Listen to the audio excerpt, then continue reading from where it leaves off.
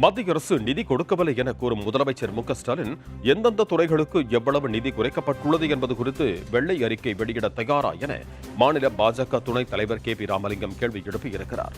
நாமக்கல்லில் செய்தியாளர்களிடம் பேசிய அவர், மத்திய அரசு நிதி ஒதுக்கவில்லை என தமிழ்நாடு அரசு பொய் பிரச்சாரம் செய்து வருவதாகவும், பட்ஜெட்டில் தமிழகத்திற்கு ஒன்றுமே இல்லை என திமுக போராட்டம் நடத்தி வருவதாகவும் குற்றம் சாட்டினார். திமுக அடுத்த தேர்தலில் வெற்றி பெற வேண்டும் என்று உழைக்காமல் 10% மாநிலத்தின் வளர்ச்சிக்காக உழைக்க வேண்டும் என்று அவர் விமர்சித்தார். மாநில சர்க்காரை ஆண்டு கொண்டிருக்கிற திராவிட முன்னேற்ற கழகத்தினுடைய அரசு, அதனுடைய ஆட்சி தலைமையாக இருக்கக்கூடிய முதலமைச்சர் ஸ்டாலின் வெள்ளை அறிக்கை கொடுக்க தயாரா?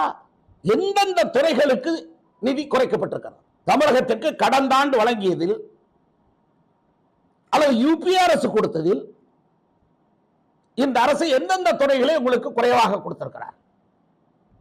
தொழில்துறையிலையா, கால்நடை பராமரிப்பு துறையிலையா, வேளாண் துறையிலையா, சுகாதாரத்துறையிலையா, எந்த துறையில்? துறை வாரியாக நீங்கள் வெள்ளை அறிக்கை தர தயாரா?